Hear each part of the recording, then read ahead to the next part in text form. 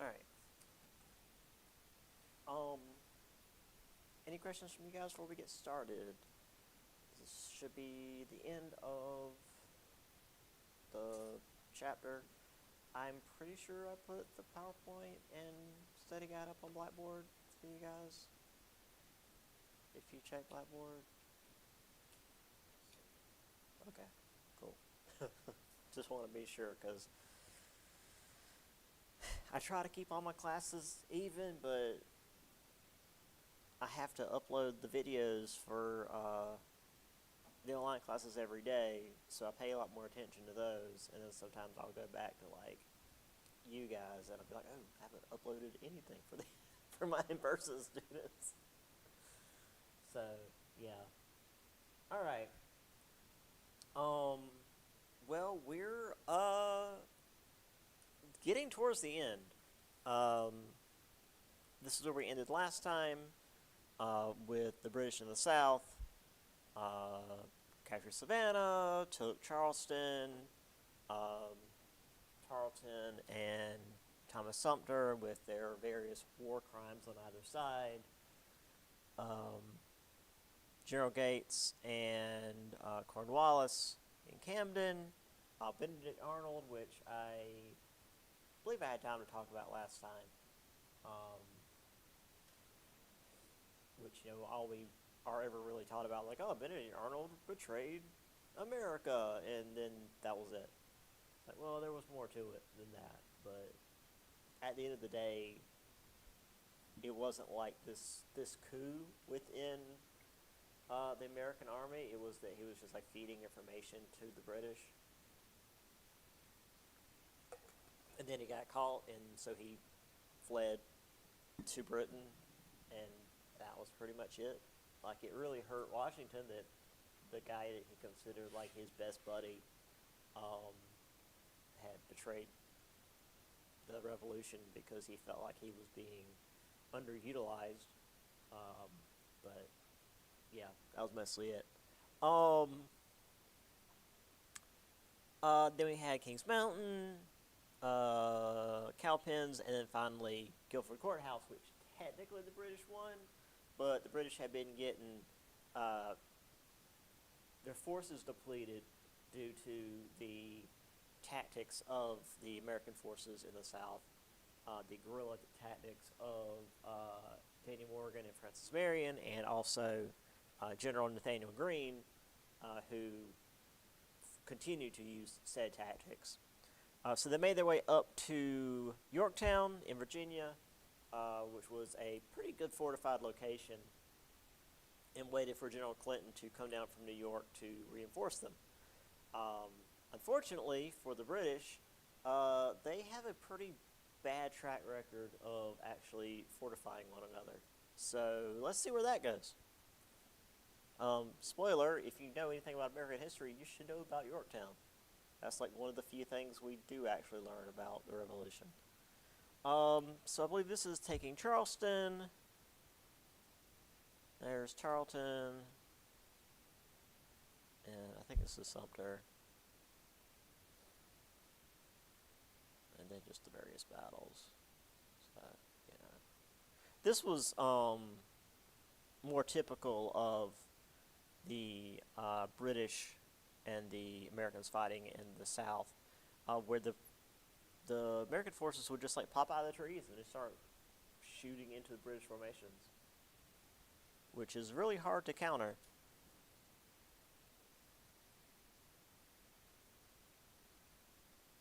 This is what the British preferred, is just like lining up.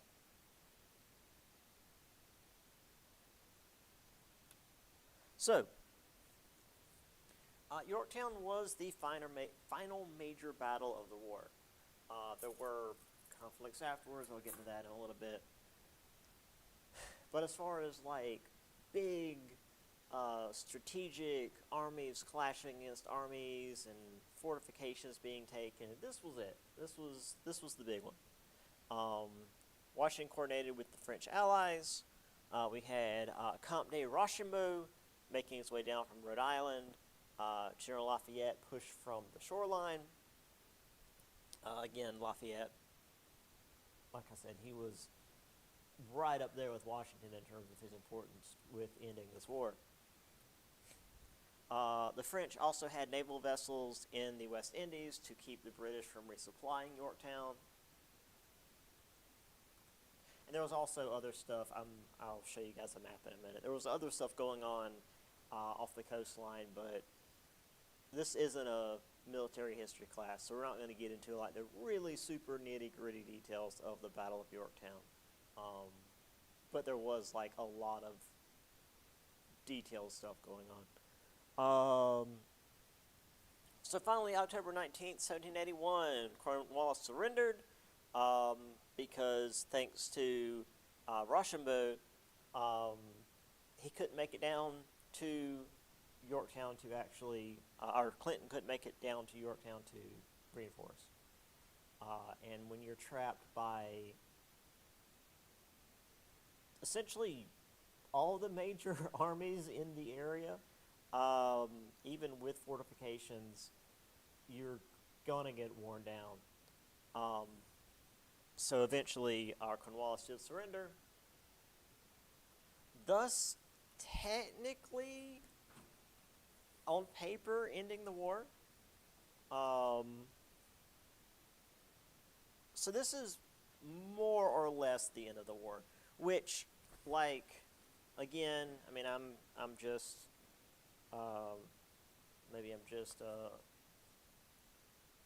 difficult when it comes to American traditions, but like, why isn't this the date that we celebrate when we actually like fought to the end of the war, rather than us signing a piece of paper that says that we're actually at war when we have been at war for like an entire year by that point? Like, why isn't this the day we celebrate? Why is July 4th such a big deal? Anyway. Now, that said, it did take 2 years for the peace treaty to actually be hammered out, and I'll get into that in just a minute. So while this was going on, there were still some clashes between the British and colonial soldiers, but like, these little skirmishes are way too minor to really even mention, because they will continue even after the treaty was signed, and were so common among European powers that it was just something you expected to happen.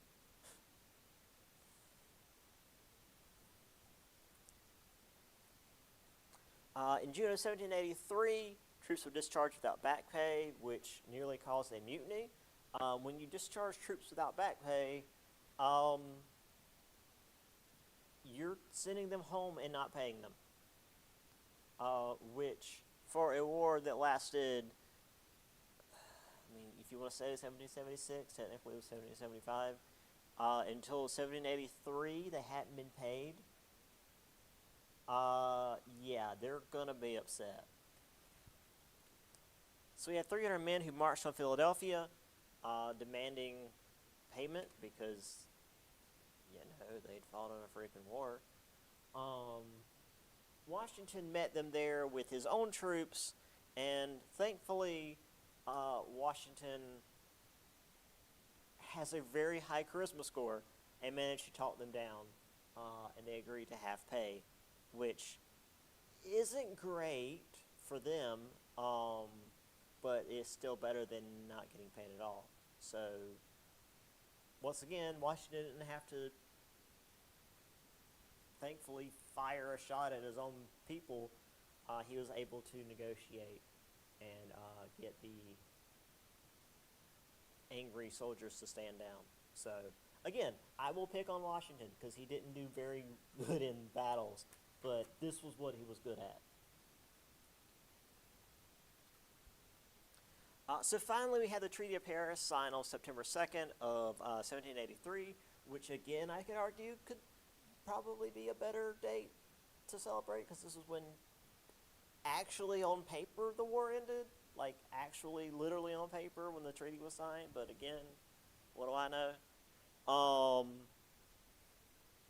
And it took so long for this treaty to actually be signed because France's foreign minister, Comte de Vergennes, I don't know his French, so probably half of that's silent, um, didn't really like where America was going in terms of their government. He opposed the whole American Republic experiment, is really what it was. And so didn't consider the foreign delegates as equals politically. And it's funny that he was thinking that because clearly he was not paying attention to what was going on in France, because France was about to have their own very violent revolution and very extreme Republican, little r Republican experiment that even had America like, you guys maybe need to relax a little bit. So, yeah. So eventually, we did have the Treaty of Paris. We had all lands south of Canada, down to Florida, and then west to the Mississippi. So, technically the land that we had under Britain, except for Florida. Florida was given back to Spain because Spain helped us in the war, and they were already kind of there. They hadn't fully pulled out yet. I had said that during the war, Spanish forces had been pushing out of Florida and hitting the British, so clearly they were already there. So we just gave Spain back to Florida, and also I'm sure most of us have been to Florida. It's swampy and awful, and back then it was even worse. So it's fine, Florida. Spain, you can have it. Yeah. So here's the taking of Yorktown, storming the ramparts, or as one particularly brilliant political figure put it, storming the airports. And here's Siege of Yorktown. As I said, there was more to it. There was stuff happening across the river. Over here, there's Tarleton. Tarleton was involved in this battle. And then there was another French general. So there was a secondary battle happening across the river while Yorktown was happening. There were ships in the river being sunk. So this wasn't just America attacking this fort. There were naval battles happening in the river. There was a whole other fort happening across the river. Obviously, we had a lot of French troops helping us out as well. Yeah, it was a whole thing. And then, of course, the British also had their Hessian mercenaries with them. So yeah, it was a big battle. It was one of the few stand-up battles we had in the war.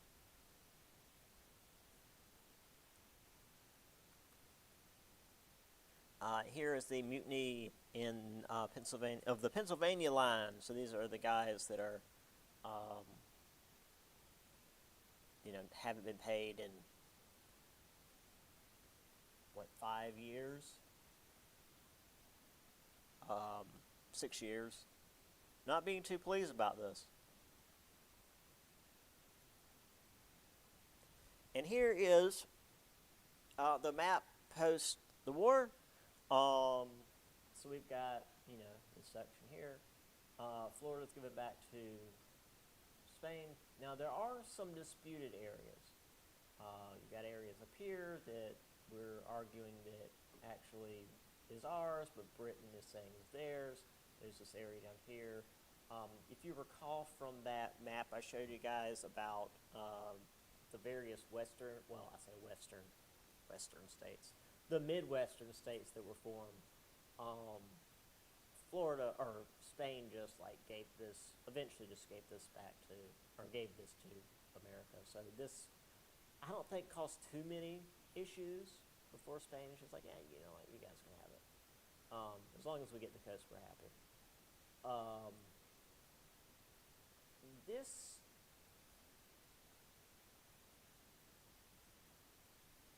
there were some Irish. How the best way to put it, they were terrorists. It was Sinn Féin. Um, there were Irish folks here in America that were like, hey, if we invade Canada and make it look like it was the Americans, and then the British hit back, and the Americans hit back harder, then they might take Canada, and that will hurt Britain, which will help us by extension because the Irish have hated the British forever. So there was actually like a raid. I think it might have been over this bit of land here that the Irish technically started. Now this area over here did very nearly start a war, as did this over here once we buy this from the French, once the French get us back from the Spanish. So all these disputed areas do cause issues later.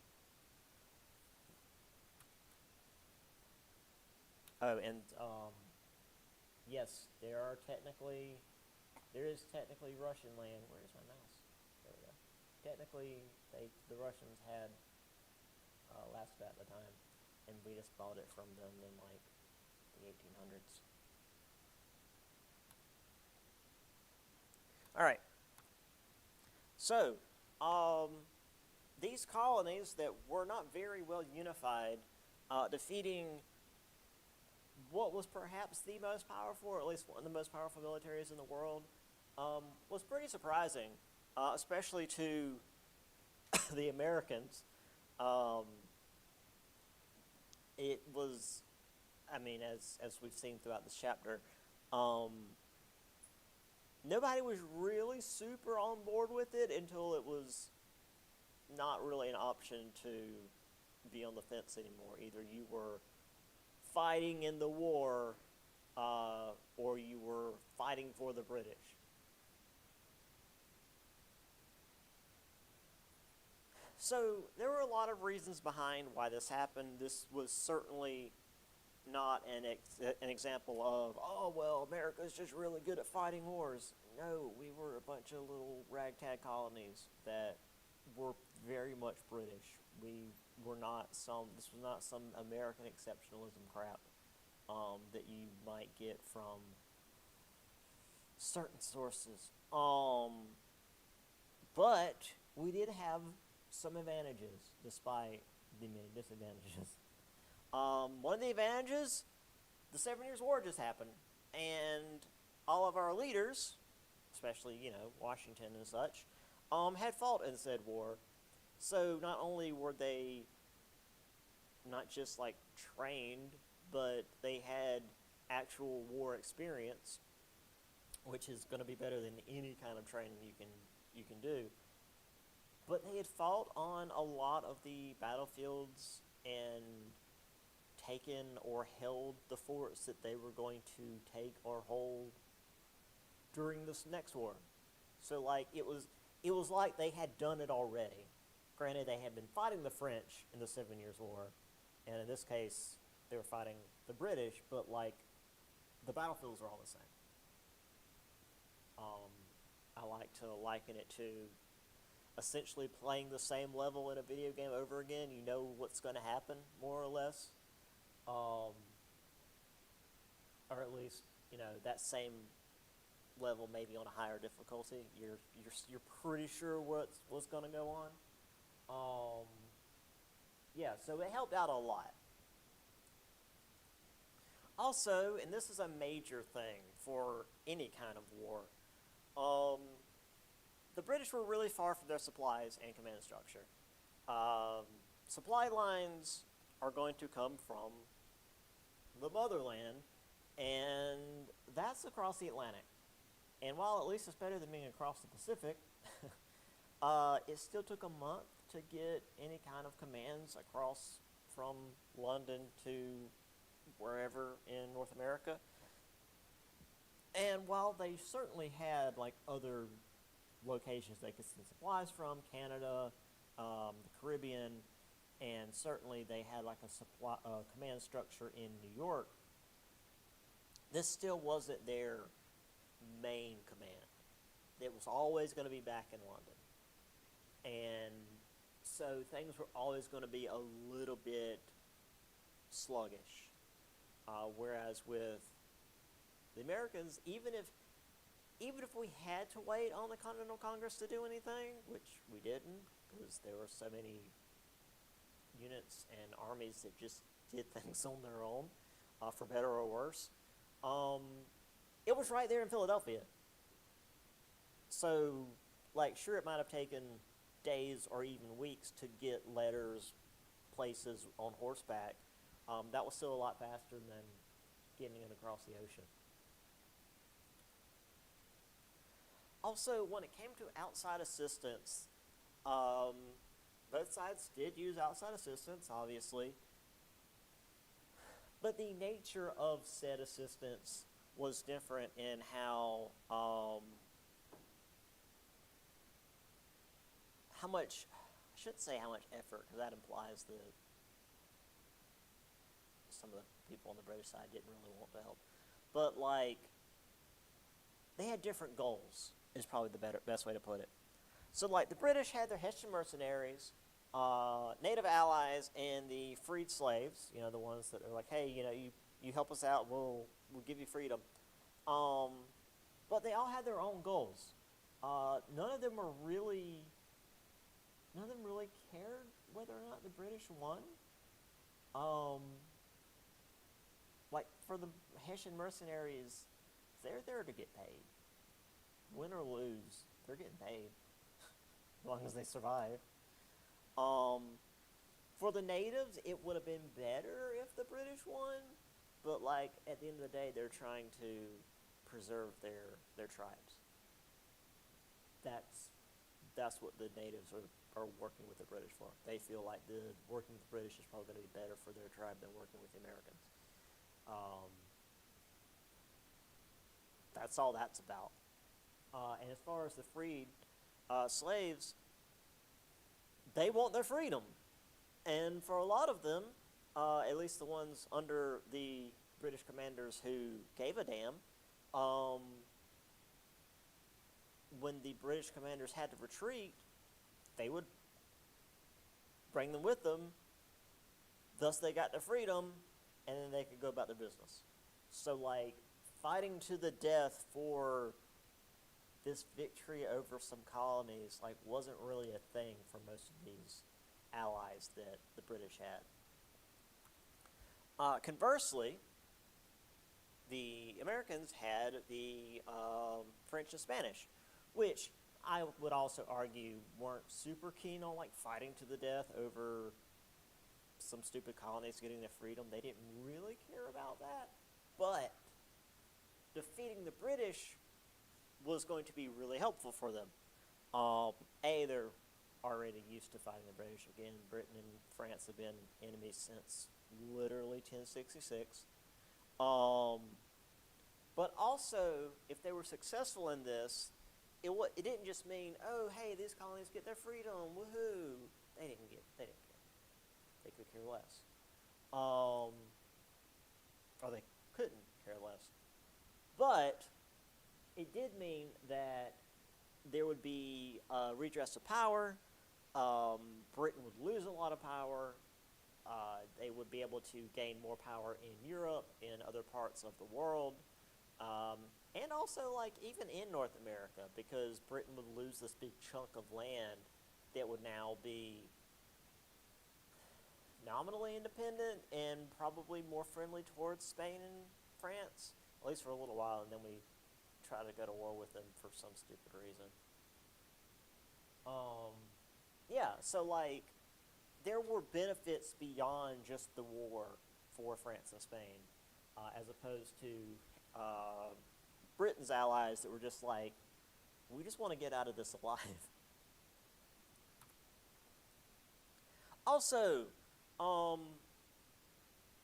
unfortunately for the British, they had stirred up a lot of trouble in the colonies.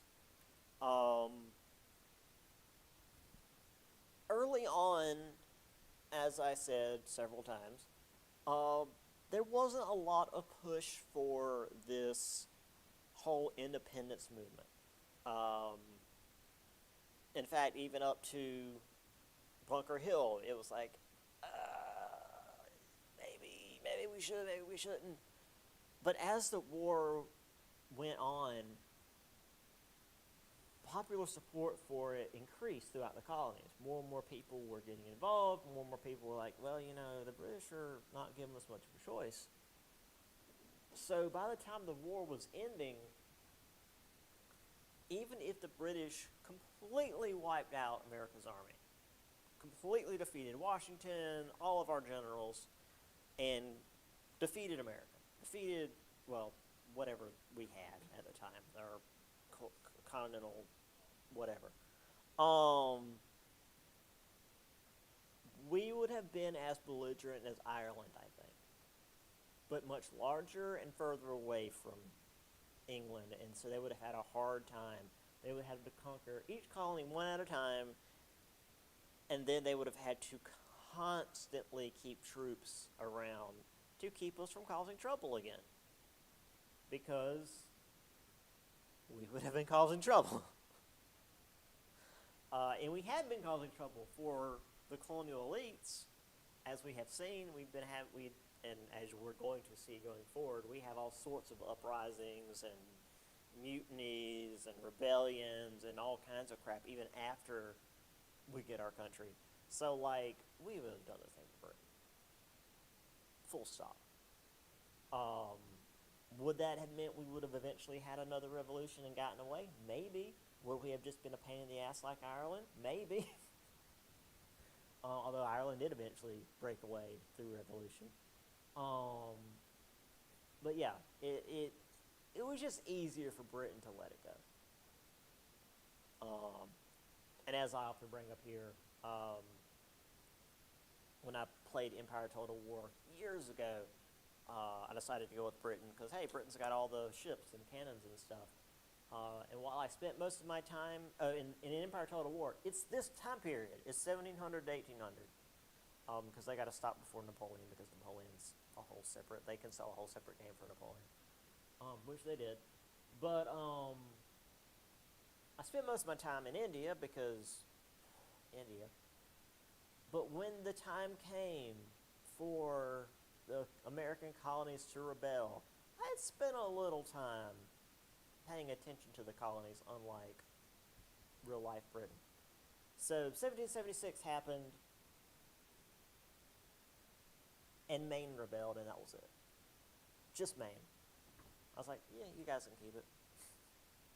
It's like, we're not going to war. You guys can have Maine, I don't care. And so there was the United States of Maine. Then I had all my colonies. I'm busy over here. I'm not fighting a war. I know what happens. I'm not dealing with it. So, yeah. Again, there's a lot of hindsight there. But, no, I mean, had the whole thing happened, I was like, no, I wouldn't have done it. I wouldn't have dealt with it. I know where it goes and how much it costs. It's like, no, India was a pain in the butt. That's a whole separate class, talking about Britain dealing with India. All right, and that's actually it for the chapter. So a lot of popular histories and even contemporary British officials at the time, the Declaration of Independence was the start of the revolution. It was just this sudden moment. Nobody saw it coming. No, it was a very gradual slide. I mean, we've been seeing it for the last 2 chapters, these little moments that slowly were pushing the colonies away from Britain. But even as they were being pushed towards this stance of revolution, because again, hindsight's 20/20. We know where it's going. So when we see signs, it's like, oh, that's going towards this eventual thing that we know happens. But then as you read the details, it's like they really were dragging their heels on it. They weren't like, oh, revolution, we're going to have a big thing and overthrow Britain. Not really. it was right up until pretty much July of 1776, or at least June of 1776. They were like, okay, yeah, maybe revolution's the only way. Maybe pushing for independence is the only way. And once the war was over, most colonists wanted to go back to, or most soldiers wanted to go back to private life. However, because the government was intentionally made weak, because they didn't want another British Empire, the government couldn't raise funds, and therefore they couldn't pay the army, which was going to cause issues. Which is going to cause lots of other issues when it comes to finances, which is going to be like the first quarter of the next chapter. It's just the economy, or the government has no money because it was made to be like that. And then these things would spread west. Farmers and natives came into conflict. The farmers would then petition the government for aid, and the government couldn't do anything. The government didn't have any troops to send west to help because, again, they had no money. And then also these leading revolutionaries, typically the ones that were, in the Continental Congress, doing all the political work. Thomas Paine, Thomas Jefferson, Ben Franklin, John Adams, were ambassadors in France and Spain, and Britain. I said Spain. Thomas Paine in particular, which again he was more, as I've said, he was British, but he also was advocating for the French Revolution in France, which we'll briefly talk about once we get there. Which, again, it makes our revolution look like a very polite discussion.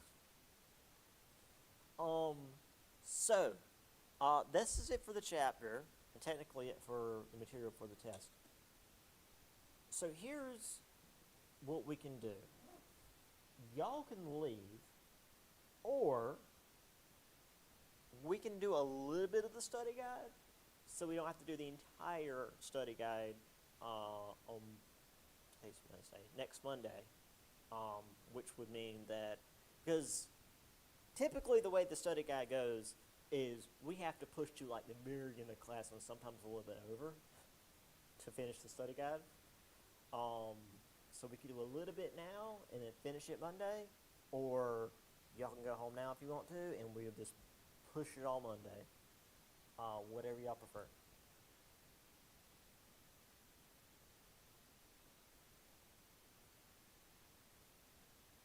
What do y'all want to do? There's 5 of us, so it's an odd number. Y'all want to leave now?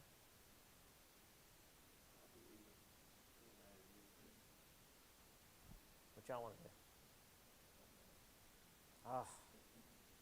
Y'all as indecisive as I am. All right, well, we can still leave early, but let's get a little bit of the study guide done. Just like a small section of it, because I really don't want it to push us late on Monday trying to finish it. All right.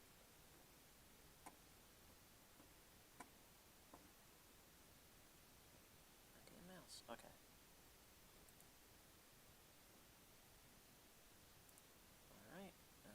Switch to, let me make sure I get this. What? Outlook. Oh, I don't need Outlook. Go away, Outlook.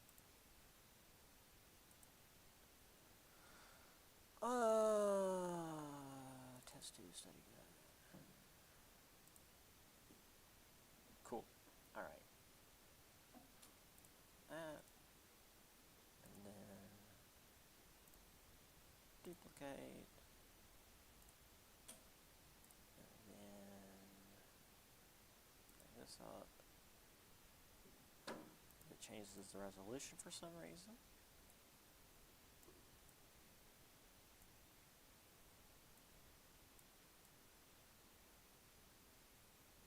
Does it work?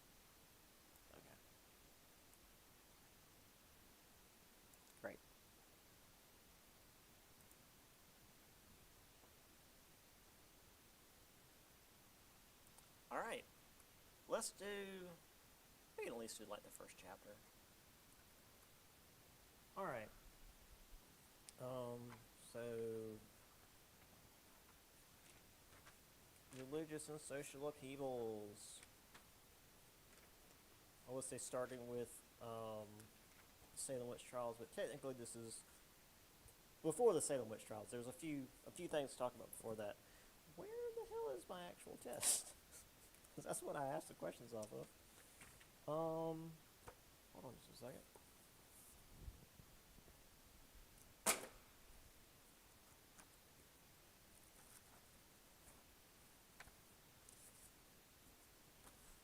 Probably stuck it in here.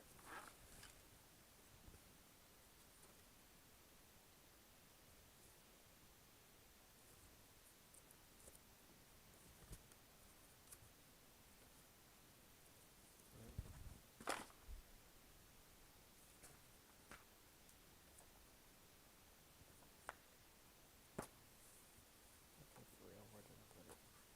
'Cause these are.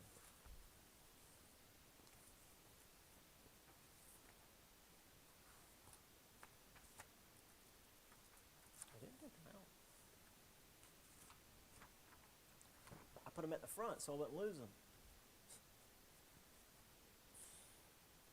All right, sorry about that.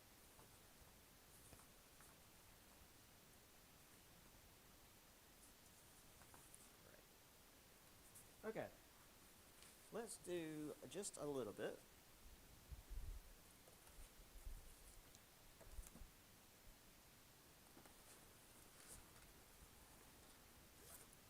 And then we can leave.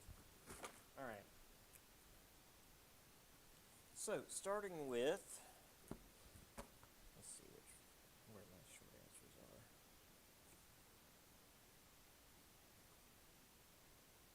There it is. Okay, good. Okay. So, who was the Puritan minister who complained about mercantile elites in Boston from their wealth to their fashion sense? Yes, Samuel Sewall. I assume that's the pronunciation.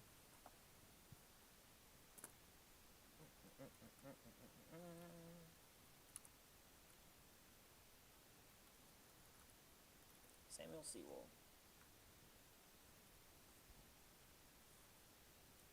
Very good. Also, there was another Puritan minister, who tried to meld Puritan ideals with the real-world desires, even going as far as supporting the smallpox inoculation. Yes, Cotton Mather.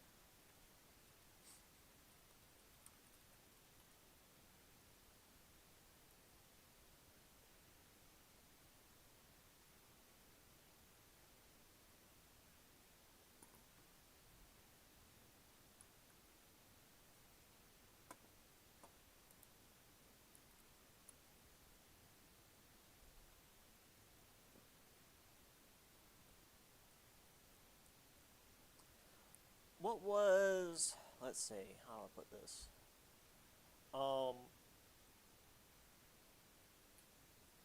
Where did Puritans see signs of Satan's work?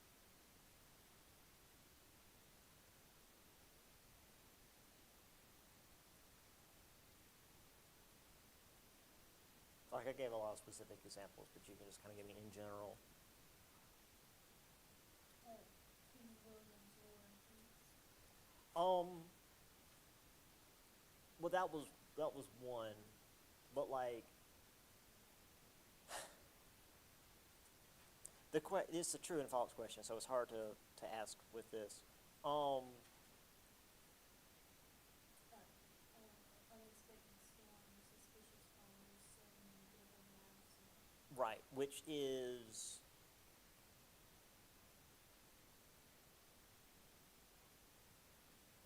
okay. That's correct. So I'll just say what I have on the test. So those are natural occurrences, right? So like how God can work through nature, comets and eclipses and windstorms and whatever, those can also be interpreted as, oh no, it's Satan because I feel like it's Satan now. Natural occurrences.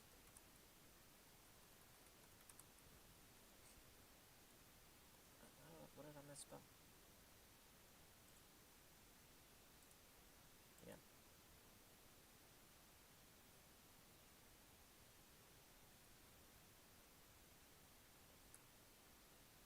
And then also, like, yeah, you are correct. They're like wars and stuff too. Okay, a lot of stuff going on with Salem. So let's start. What was the name of the slave from the West Indies whose fortune, air quotes, frightened Salem into a witch hunting frenzy in 1692? Hmm? No, the slave. His slave. From the West Indies. Yes.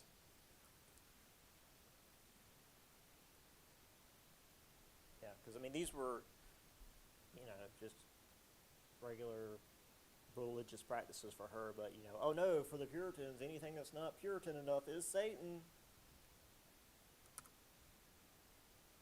Apparently, there's some like new sleep app that's exploding on TikTok. This also now Satan.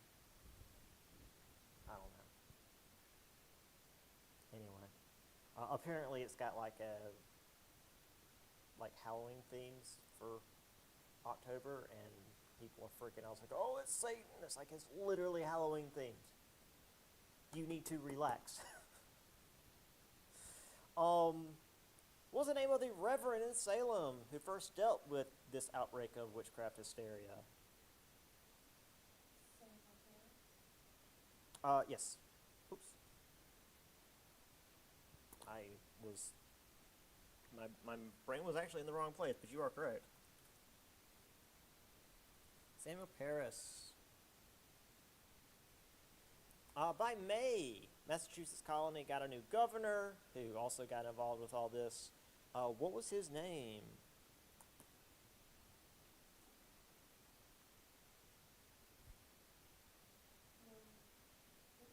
Yes. Phips. Whoops.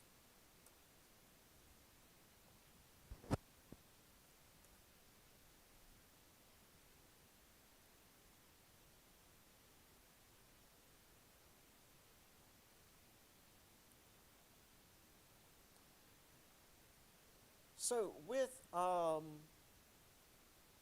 Phips presiding, what Puritan leader was appointed to the special court to oversee the Salem witch trials? And I'll give you a hint. We've already talked about him.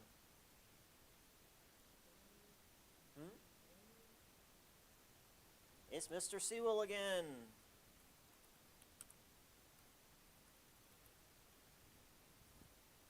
Of course, they couldn't bring the chill one along. They had to bring in Sewell. Not that Cotton Mather was like super chill, but he was less, up his own ass than Sewell was. Okay, I think we've got one more for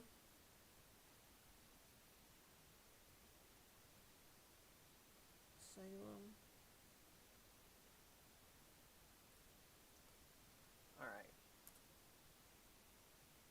What was the term for evidence which was used in witch trials gathered through dreams or visions and was later dismissed? Spectral evidence.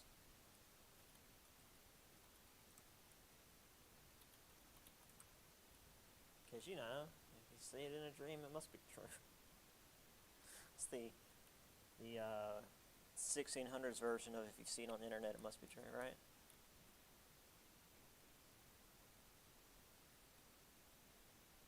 Okay.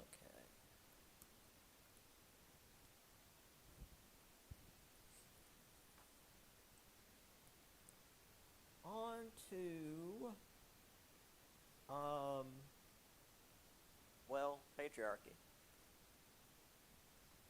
Ugh.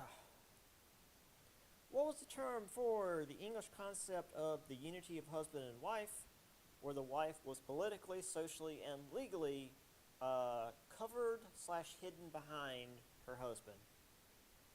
The covered and hidden behind is like the direct translation of this Old English term.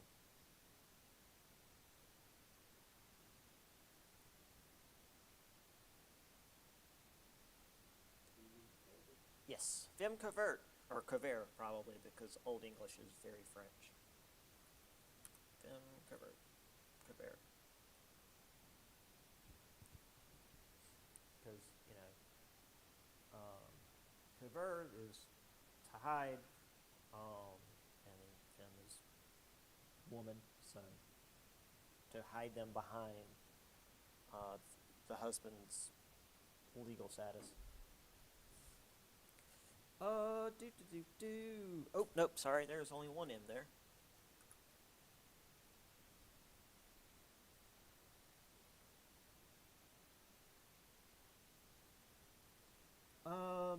I'm just gonna ask this one as it's written.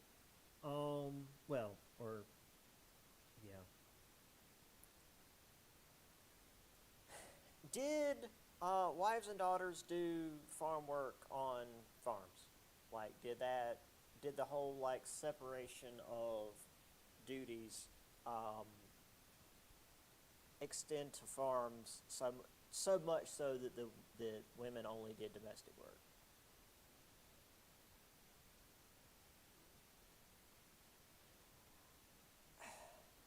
To me, it's a gray area because they were still like in the gardens and like in the chicken coop and in the wash house and in the dairy.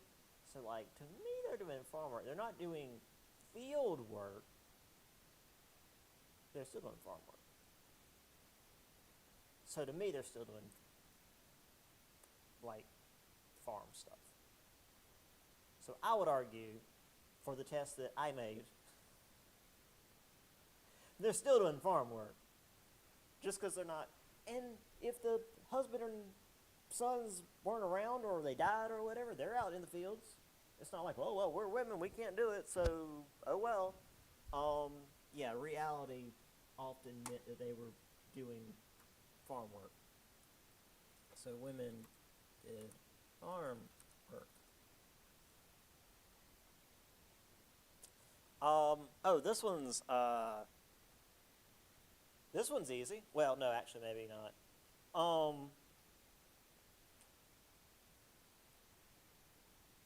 Sorry, I was getting ahead of myself. If a couple wanted a divorce, who did they usually have to appeal to?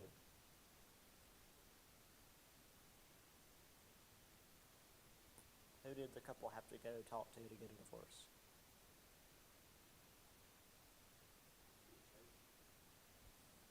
Close. Technically, they still needed to see like the civil authority. So who would they go to talk to get a divorce? Right? But who ran the city council?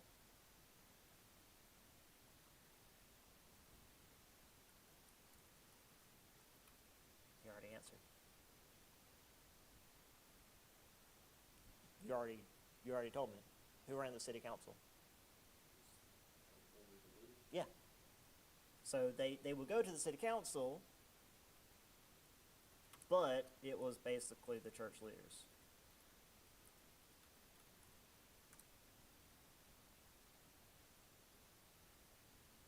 Okay, this is the one that I was thinking about.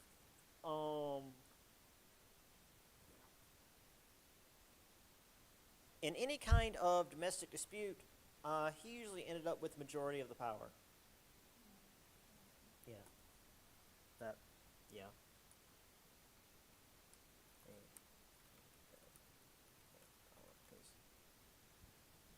This is the 1600s. I mean, yeah.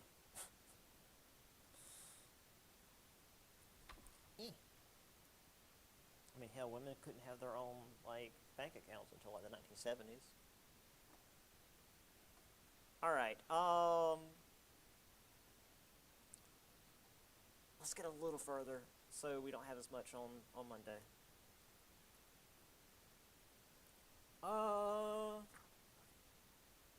What was the name of the purchase that used a forged treaty to gain more land after William Penn's death?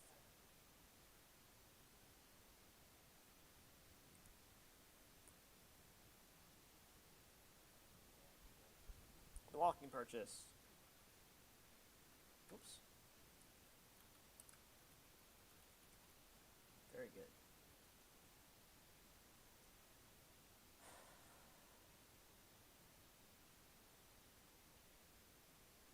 Do we want to do the Great Awakening?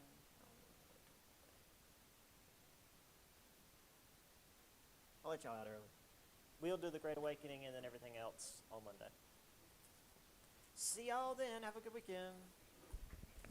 Or, good rest of your week and all that.